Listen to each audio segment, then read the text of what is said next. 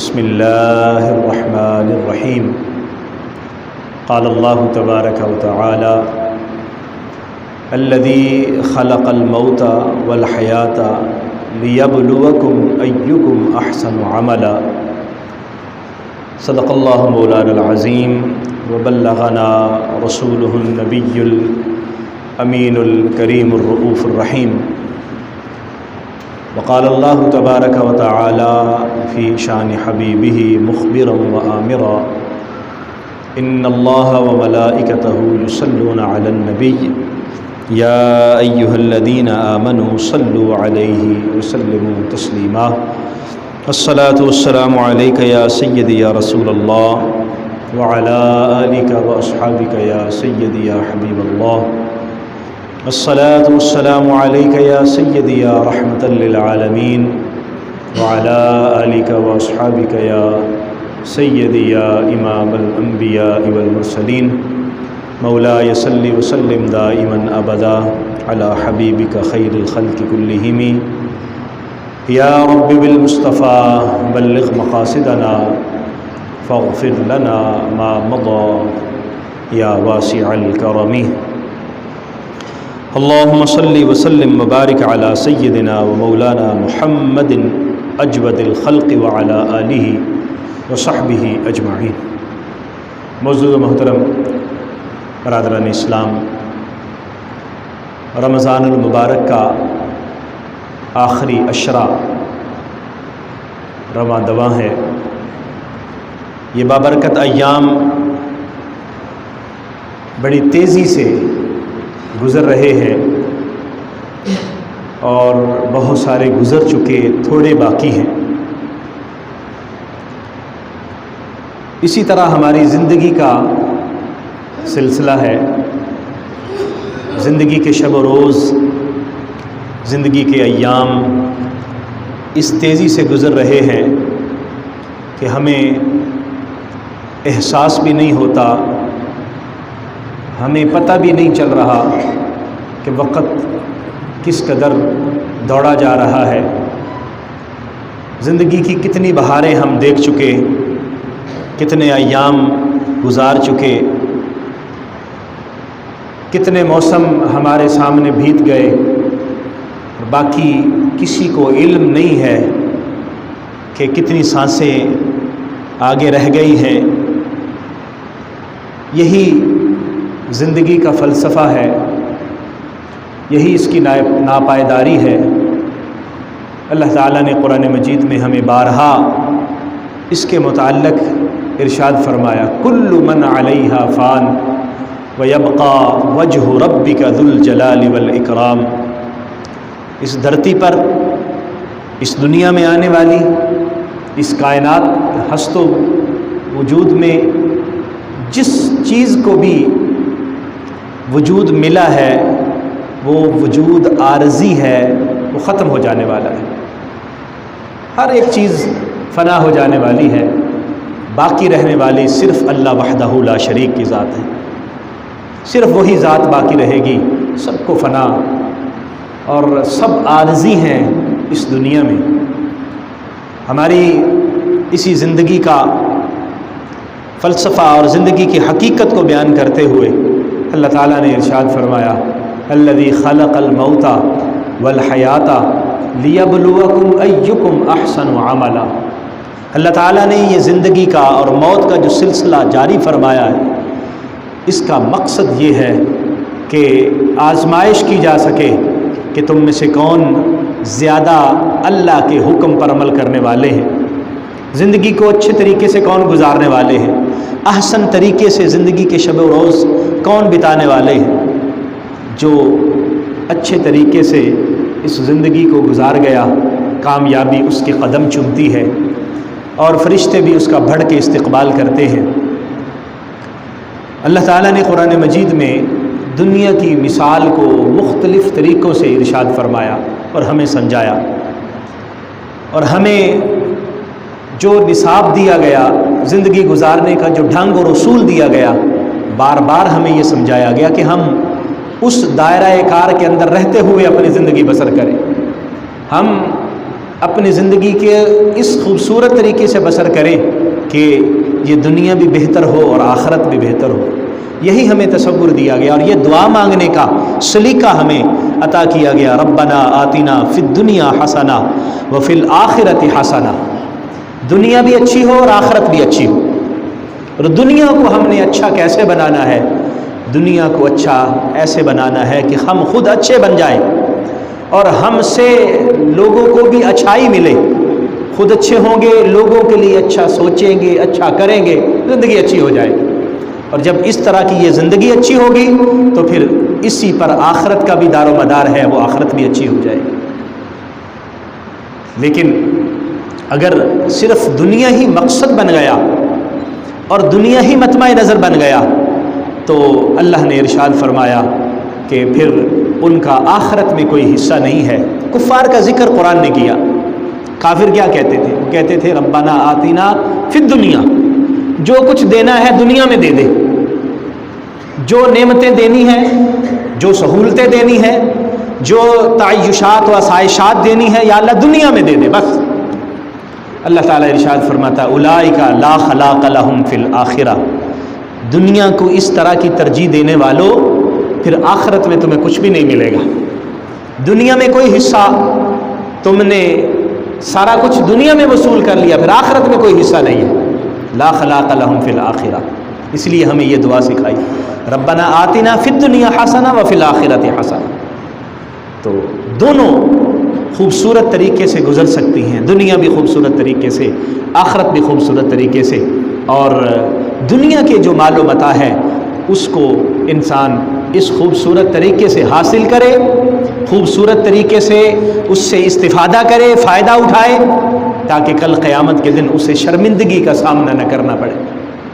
اللہ تعالیٰ نے ارشاد فرمایا زُيِّنَ لِلنَّاسِ حُبُّ الشَّهَوَاتِ مِنَ النِّسَاءِ وَالْبَنِينَ وَالْقَنَاطِيرِ الْمُقَنطَرَةِ مِنَ الذَّهَبِ وَالْفِضَّةِ وَالْخَيْلِ الْمُسَوَّمَةِ وَالْأَنْعَامِ وَالْحَرْثِ ذَلِكَ مَتَاعُ الْحَيَاةِ الدُّنْيَا. یہ چیزیں ہمارے لیے مزین ہیں، ہمارے سامنے بڑی ڈیکوریٹ ہو کے ہمارے پیش نظر ہیں، زُيِّنَ مزین کر دی گئی ہیں. اور یہ امتحان گاہ اسی زینت کو سامنے رکھتے ہوئے بسر ہوگی اور اسی سے گزرتے ہوئے جائے گی. زُيِّنَ لِلنَّاسِ لوگوں کے لیے مزین ہے. یا اللہ کیا مزین کر دیا گیا؟ فرمایا حب الشہوات، انسان کی خواہشات کی محبت. جو وہ چاہتا ہے وہ کہتا ہے کہ میں یہ چاہتا ہوں یہ مجھے مل جائے، یہ میری ڈیمانڈ ہے، یہ میری تمنا ہے، میری آرزو ہے، یہ میرے پاس ہونی چاہیے. یہ انسان سوچتا ہے اور پھر اس کے لیے تگ و دو کرتا ہے. وہ کیا چیزیں ہیں؟ فرمایا من النساء، عورتیں، والبنین، بنا اور اولاد بیٹے، والقناطیر المقنطرہ من الذهب والفضہ، سونے اور چاندی کے ڈھیر، مال و متاع. اور اسی طرح سواری، خوبصورت سواری، الخیل المسومہ والانعام، جانور، والحرث، کھیتی باڑی. یعنی جو اس وقت کے لوگوں کی آرزویں ہو سکتی ہیں، فرمایا انسان اس کے لیے تگ و دو کرتا ہے کہ یہ بھی مل جائے، یہ بھی مل جائے، یہ بھی مل جائے، یہ بھی مل جائے. ذالک متاع الحیات الدنیا. فرمایا لیکن یہ سمجھو کہ یہ دنیا کا سامان ہے، ان میں سے کوئی چیز بھی ساتھ جانے والی نہیں ہے، کوئی چیز بھی ساتھ نہیں جائے گی. لیکن انسان ان چیزوں کو اس طرح خوبصورت طریقے سے استعمال کرتا ہے اور اس اچھے طریقے سے ان سے استفادہ کرے کہ ان چیزوں سے آخرت کا فائدہ حاصل ہو سکے. اللہ کریم یہ ساری چیزیں، بیوی، اولاد، مال و دولت، دیگر سامان دنیا، یہ انسان کو اللہ تعالیٰ نے عطا فرمائے اور ان سے انسان اس طرح فائدہ حاصل کرے کہ دنیا بھی بہتر ہو، آخرت بھی بہتر ہو. اللہ تبارک و تعالیٰ نے انسان کے لیے نکاح کا رستہ رکھا، وہ رستہ اپنائے، گناہ کے رستے کی طرف نہ جائے. وہ رستہ اپنائے گا اللہ کریم اس میں اس کا فائدہ اس کو عطا فرمائے گا. حدیث مبارکہ میں آتا ہے نبی کریم صلی اللہ علیہ وآلہ وسلم نے ارشاد فرمایا کہ اللہ کریم نے صدقے کی اور نیکیوں کی مختلف شکلیں بنائی ہیں. یہ بھی صدقہ، یہ بھی صدقہ، یہاں تک کہ تمہاری خواہشات کے پورے ہونے میں بھی صدقہ ہے. صحابی حیران ہوئے، عرض کیا یا رسول اللہ کیا ہم اپنی خواہش، ہماری جسمانی خواہش ہے، ہم اس جسمانی خواہش کو پورا کرتے ہیں تو کیا اس سے بھی ہمیں اجر ملتا ہے؟ نبی کریم صلی اللہ علیہ وسلم نے فرمایا ہاں، اللہ تبارک و تعالیٰ نے تمہارے لیے جو جائز رستہ رکھا ہے، تم اس جائز رستے سے اپنی اس خواہش کو پورا کرتے ہو تو اللہ تمہیں اجر اور ثواب عطا فرماتا ہے۔ اسی وجہ سے آقا کریم صلی اللہ علیہ وسلم نے ارشاد فرمایا تھا کہ تم مجھے 2 چیزوں کی ضمانت دے دو، میں تمہیں جنت کی ضمانت دیتا ہوں۔ آپ نے فرمایا جو زبان 2 جبڑوں کے درمیان اور شرمگاہ جو 2 ٹانگوں کے درمیان، تو مجھے اس کی ضمانت دو، میں تمہیں جنت کی ضمانت دیتا ہوں۔ تو اس کا مطلب یہ ہوا کہ انسان اپنی خواہشات کو اس رستے سے پورا کرے جس سے اللہ تعالیٰ نے فرمایا۔ اولاد کا حصول جائز طریقے سے، مال و دولت کا حصول جائز طریقے سے۔ مال و دولت کے حصول اور خرچ کرنے میں 2 بنیادی نظریے جو اسلام نے ہمیں عطا فرمائے۔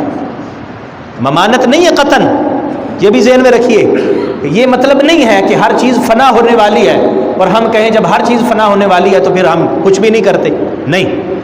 یہاں زندگی گزارنے کا، رزق کمانے کا، حلال طریقے سے رزق کمانے کا باقاعدہ طور پر درس موجود ہے، اور حضور نے تلقین فرمائی ہے، اور یہاں تک تلقین فرمائی ہے، آپ نے فرمایا وہ تاجر جو صادق اور امین ہے، سچ بولتا ہے اور امانت داری سے کام لیتا ہے، وہ تاجر قیامت کے دن اللہ کریم اس کو رتبہ عطا فرمائے گا اور وہ انبیاء اور شہداء کی صف میں موجود ہوگا۔ اس کا مطلب یہ ہوا کہ اس دنیا کو اس طرح گزارنا ہے اللہ تعالیٰ خوش ہو جائے۔ تو 2 خاص نقطے ہیں مال حاصل کرنے اور خرچ کرنے کے، بس اگر آدمی وہ سمجھ لے تو پھر کام سیدھا ہو گیا۔ یہیں سے انسان کی خرابی شروع ہوتی ہے۔ ایک تو وہ مال حاصل کہاں سے کر رہا ہے وہ بھول جاتا ہے، وہ صرف مال آتا دیکھتا ہے کہ مال آ رہا ہے، کہاں سے آ رہا ہے؟ جب وہاں آگے پردہ آ جاتا ہے یا انسان اس سے پہلو تہی کرتا ہے، نظر انداز کرتا ہے تو کام خراب ہوتا ہے۔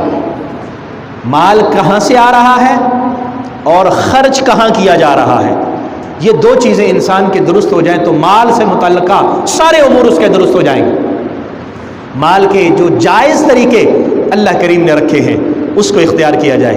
ارشاد فرماتا ہے قرآن مجید کے اندر آیا مقدسہ ہے، یا ایھا الذین آمنوا لا تأکلوا اموالکم بینکم بالباطل، اے ایمان والو تم اپنے مال باطل طریقے سے نہ کھاؤ، کسی کا مال ناجائز طریقے سے حاصل مت کرو۔ تو جو بھی ناجائز ذریعہ ہوگا اللہ تعالیٰ کو وہ پسند نہیں ہے، اور اس کو خرچ اچھی جگہ پر کیا جائے، اپنے آپ پر کیا جائے، اپنی اولاد پر کیا جائے، اپنے اہل خانہ پر کیا جائے۔ اللہ تعالیٰ نے جن رستوں پر خرچ کرنے کا حکم دیا، عزیز و اقارب، رشتہ دار، فقراء، مساکین، وہاں خرچ کیا جائے، تو وہی مال وہ اس کے لیے دنیا کی بہتری کا سبب بھی بنتا ہے، آخرت کی بہتری کا سبب بھی بنتا ہے۔ اور میں عرض کروں کہ جب ہم دنیا کے حوالے سے، دنیا کے فانی ہونے کے حوالے سے بات کرتے ہیں تو اس کا یہ مطلب قطعاً نہیں ہوتا کہ ہم دنیا کو بالکل تیاگ کے اور دنیا کو بالکل پیچھے چھوڑ کے ہم سائڈ پہ اور کنارہ کشی اختیار کریں، یہ اسلام کا تصور نہیں ہے، بلکہ اسلام نے ذکر کیا ہے کہ وہ لوگ جنہوں نے اس دنیاوی زندگی سے منہ موڑا اور تنہا جا کے غاروں میں بیٹھ گئے، تنہا اپنے آپ کو انہوں نے لوگوں سے کٹ کے ایک علیحدہ نکر پہ جا کے بیٹھ گئے اور وہاں پر اللہ کی یاد شروع کر دی، اللہ ارشاد فرماتا ہے کہ یہ ہم نے نہ تو ان کو سبق دیا، نہ ان کو پڑھایا، اور نہ ہی ہمارا یہ تقاضا ہے۔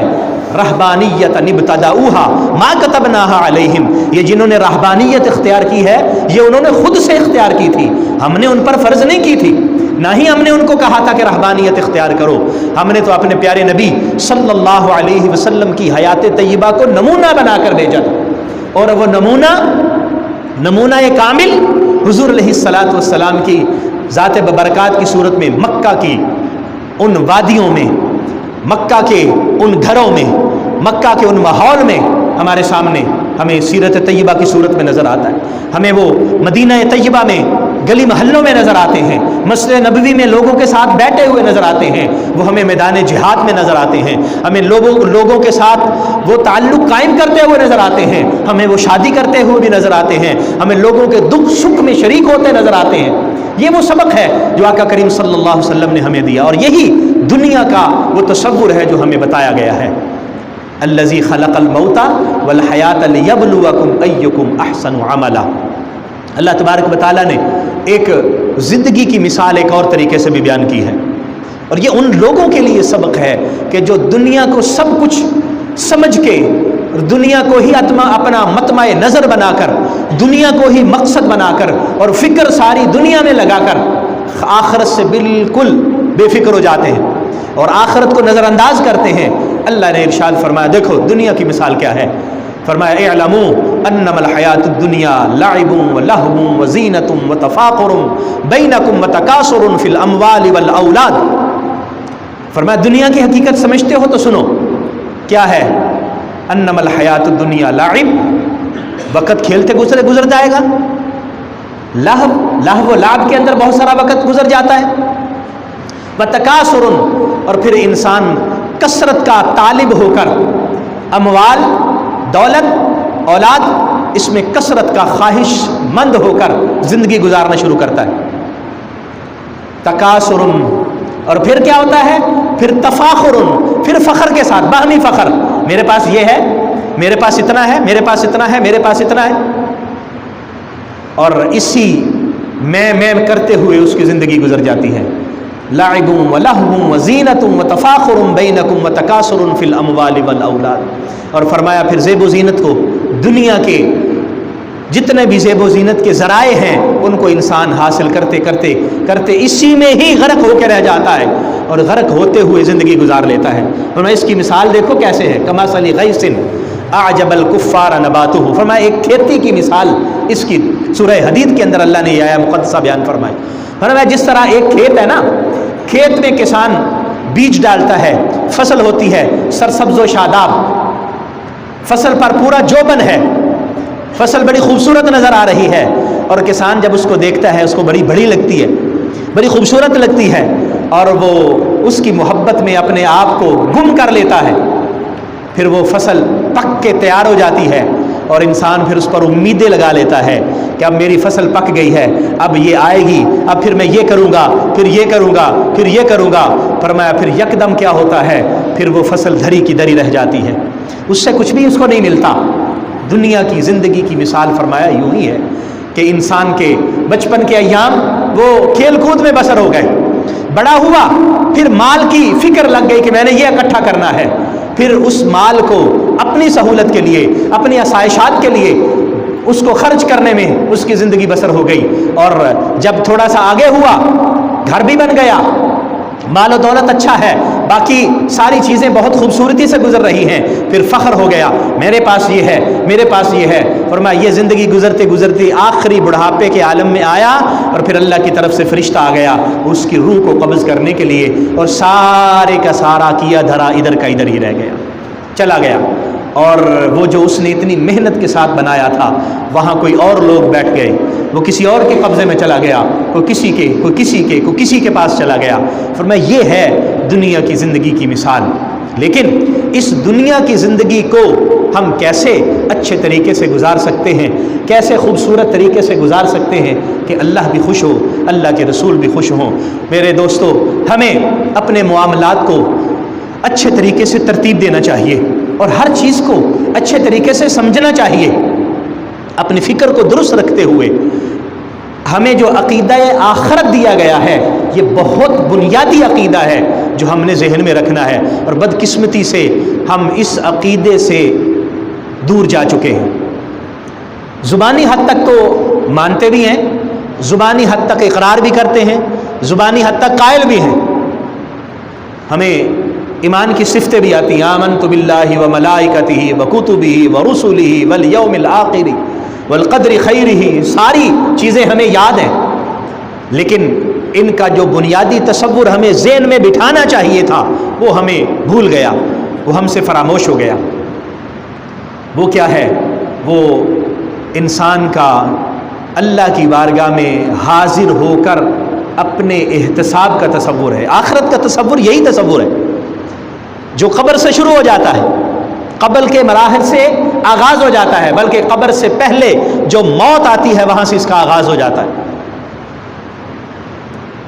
نبی رحمت صلی اللہ علیہ وسلم نے اس شخص کی ہلاکت کا ذکر فرمایا، اور فرمایا وہ شخص نقصان میں رہا، وہ شخص گھاٹے میں رہا، اور اس نے گھاٹے کا سودا کیا، کہ جو اس دنیا میں آیا اور پھر دنیا کو سب کچھ سمجھ کے یہیں پر بیٹھ گیا. اس نے اپنی آخرت کے لیے کچھ بھی نہ کیا, اس نے اللہ کی بارگاہ میں حاضری کے لیے کچھ نہ کیا. اور حضور علیہ الصلاۃ والسلام نے آیہ مقدسہ صحابہ کرام کو بیان فرمائی. فرمایا اللہ کی بارگاہ میں جو شخص صرف دنیا کا طالب ہوگا, من یرید حرث الدنیا نؤتہ منہا, جو کہے گا کہ بس دنیا میں ہی مجھے سب کچھ مل جائے, اللہ فرماتا پھر ہم دنیا میں دے دیں گے. اور جو شخص چاہے گا کہ مجھے دنیا بھی ملے مجھے آخرت بھی ملے, تو اللہ فرماتا ہے پھر اس کے لیے دنیا بھی آسان کر دیتا ہوں, آخرت بھی آسان کر دیتا ہوں. اس کے لیے پھر اللہ کریم ایسا ماحول عطا فرماتا ہے کہ اس کو پھر اس دنیا کی تکلیفیں اور مشکلیں بھی آسان لگتی, پھر اس دنیا کے معاملات بھی آسان لگتے ہیں, پھر دنیا کی پریشانی بھی آسان لگتی ہے. اس کو پتہ ہے کہ میرے لیے بہرحال آخرت ہے جو ہمیشہ کا گھر ہے. دو چیزیں ہمیں پیش نظر رکھنی ہے دنیا کے تصور کے حوالے سے اور دنیا میں رہنے کے حوالے سے. ایک یہ ہے کہ دنیا میں عارضی رہنا ہمارے ذہن میں یہ پکے طریقے سے بیٹھ جائے اور ہم جو بھی کریں ہمیں پتہ ہو کہ یہ عارضی ہے. اور اس عارضی پن کا مطلب یہ ہرگز نہیں ہے کہ ہم اس دنیا میں رہتے ہوئے دنیا کو بہتر ہی نہ کریں, دنیا کے لیے دنیا کی بہتری کے لیے کام ہی نہ کریں. نہیں, نبی کریم صلی اللہ علیہ وآلہ وسلم نے اس شخص کو پسند فرمایا ہے جو اپنے کام کو مکمل کرتا ہے اور جو لوگوں کے لیے آسانیاں فراہم کرتا ہے. اپنے کام کو مکمل, آپ کی جو ڈیوٹی ہے, میری جو ڈیوٹی ہے, آپ کی جو فرض منصبی ہے, میرا جو فرض منصبی ہے, ہم اس تصور کے ساتھ اس کو پورا کریں کہ ہمیں اللہ کی بارگاہ میں حاضر ہو کر اس کا بھی جواب دینا ہوگا. میں جو ڈیوٹی سر انجام دے رہا ہوں, میں جہاں جاب کر رہا ہوں, میں جہاں کاروبار کر رہا ہوں, اس کے جو تقاضے اللہ اور اس کے رسول صلی اللہ علیہ وسلم نے بیان فرمائے, اس کو خیال میں رکھتے ہوئے, اس کو دھیان میں رکھتے ہوئے اپنا کام مکمل کیجئے. ہماری صورتحال, اور میں اگر میجورٹی مسلمانوں کی جو ہم کلمہ پڑھنے والے ہیں, حضور علیہ الصلاۃ والسلام پر ایمان قبول کرنے والے ہیں, ہماری صورتحال یہ ہے کہ ہم اگر کہیں جاب کرتے ہیں تو اپنے افسران بالا سے ڈرتے ہوئے کہ اگر کام نہ کیا تو وہ ناراض ہو جائے گا, یا کام نہ کیا تو میری پے میں مسئلہ بنے گا, کام نہ کیا تو میری جاب میں مسئلہ بنے گا. اس تصور کے ساتھ ہم کام کرتے ہیں. یہ تصور ہے ہی نہیں کہ اگر میں نے اچھا کام نہ کیا یا میں نے اپنی ڈیوٹی پوری نہ کی تو اللہ کی بارگاہ میں جواب دینا ہوگا. یہ خیال ہی نہیں ہے. اگر یہ خیال بیٹھ جائے تو میں نہیں سمجھتا کہ کسی جگہ پر بھی کوئی خامی رہ جائے گی, کسی جگہ پر بھی کوئی کام ادھورا رہ جائے گا. آپ جس شعبے کے ساتھ منسلک ہیں, آپ کے ذہن میں اللہ کی بارگاہ میں حاضری کا تصور, اللہ کی بارگاہ میں اپنے حساب و کتاب کا تصور جب بیٹھ جائے تو پھر ہم اس میں کوتاہی نہیں کریں گے, ہم اپنا کام پورا کریں گے, ہم اپنے جو فرائض منصبی ہے اس کو پورا ادا کریں گے. ہمیں کیمرے کی کوئی پریشانی نہیں ہوگی, خوف نہیں ہوگا کہ وہ لگا ہوا ہے یا نہیں لگا ہوا. ہمیں خوف یہ ہوگا کہ ہم نے اللہ کی بارگاہ میں حاضر ہونا ہے. اور میں عرض کروں, نبی رحمت صلی اللہ تعالی علیہ وآلہ وسلم نے ارشاد فرمایا کہ وہ شخص جو محنت کرنے والا ہے اور اخلاص والا ہے اور امانت دار ہے, کل قیامت کے دن اللہ کریم اس کو اپنے خاص بندوں میں شامل فرمائے گا, اس کو خاص انعامات سے نوازے گا. 3 چیزیں ارشاد فرمائی, محنت کرنے والا, اخلاص, امانت دار.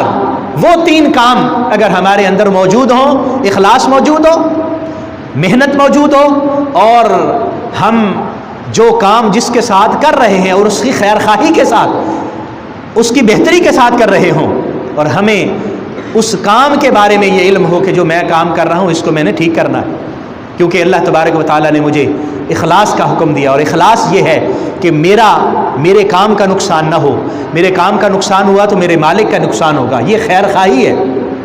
اور ہمارا تصور یہ ہوگا کہ میرا نقصان ہوگا, کون سا میرا نقصان ہے, وہ تو مالکوں کا ہی نقصان, وہ بھریں گے. یہ اخلاص کے خلاف ہے. دیانتداری نہیں ہے. دیانتداری کیا ہے؟ جو فرض مجھے سونپا گیا میں اس کو مکمل طریقے سے ادا کروں, جو کام مجھے نبھانے کا حکم دیا گیا اس کو مکمل طریقے سے ادا کروں. یہ اس زندگی کو گزارنے کا بہترین اصول ہے. اگر ہم اس پر کاربند ہو گئے تو پھر ہم انشاءاللہ العزیز اپنے معاشرے کو بھی بہتر بنا سکتے ہیں. آج ہم بڑا دکھ کا اظہار کرتے ہیں آج ہم ببانگے دوہل اعتراض بھی کرتے ہیں ہمارے حکمران اس طرح کے ہیں، ہمارے حکمران اس طرح کے ہیں، اور ہمیں نیک لوگ نہیں ملتے، لیکن بدقسمتی دیکھیے، بد نصیبی دیکھیے کہ ہم خود بھی ایسے ہی ہیں، ہم ایسے نہیں ہیں۔ آپ دیکھ لیجئے، کیا ہمارے کام ایسے نہیں ہیں؟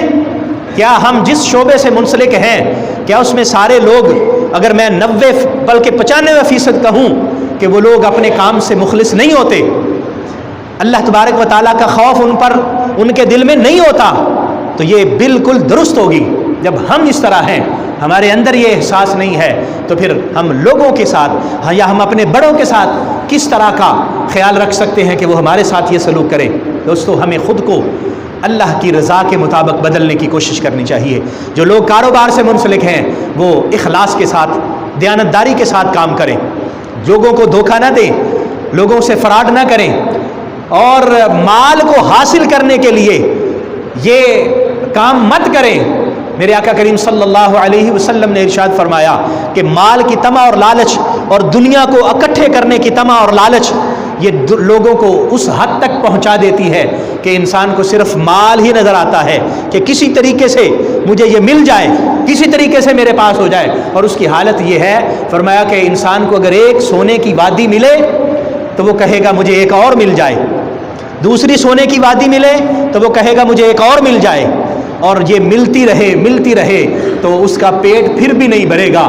اس کا پیٹ بھرے گا تو وہ قبر کی مٹی سے بھرے گا، ویسے اس کی یہ خواہش پوری نہیں ہوگی۔ اور اگر قناعت کرتے ہوئے، حلال طریقے سے حاصل کرتے ہوئے اور حلال جگہ پر خرچ کرتے ہوئے یہی زندگی بسر ہو تو یہ وہ خوبصورت زندگی ہے جس کو آقا کریم صلی اللہ علیہ وسلم نے دنیا کی زندگی کی کامیابی بھی عطا فرمائی ہے اور آخرت کی زندگی کی بشارت بھی عطا فرمائی ہے۔ میرے آقا کریم صلی اللہ تعالی علیہ وآلہ وسلم کی خدمت میں ایک شخص حاضر ہوا۔ میں یہ بھی عرض کروں، ایک شخص حاضر ہوا، اس نے پھٹے پرانے کپڑے پہنے ہوئے تھے۔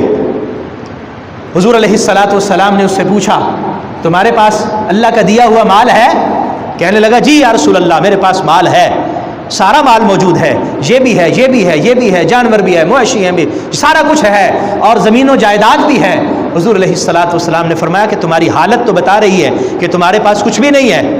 پھر حضور نے فرمایا لیُرَا عَلَيْكَ أَثْرُ النِّعْمَةِ، تمہارے لباس سے اللہ تعالیٰ کی نعمت کا اثر نظر آنا چاہیے۔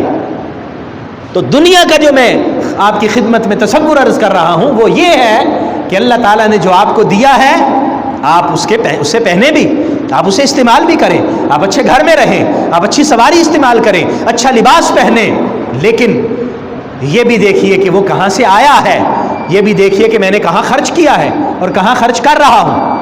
اللہ تبارک و تعالیٰ نے اس کے متعلق پوچھنا ہے۔ سورہ تکاثر، الہاکم التکاثر حتی زرتم المقابر، وہ یہ ہمیں دعوت دیتی ہے کہ کثرت کا جو مطالبہ ہے، کثرت کی ڈیمانڈ، کثرت کی طلب، وہ انسان کو اللہ کے بتائے ہوئے نظام سے غافل کر دیتی ہے، اور انسان اپنی قبر سے بھی غافل ہو جاتا ہے۔ کثرت فرمایا کثرت کی طلب نہ کرو بلکہ اللہ تعالیٰ سے برکت مانگو، وہ تھوڑے میں بھی ہو اللہ برکت عطا فرماتا ہے، وہ انسان کے لیے وہی بہت ہو جاتا ہے، اور کثرت جو ناجائز ذرائع سے انسان طلب کرتا ہے پھر اس میں برکت نہیں ہوتی۔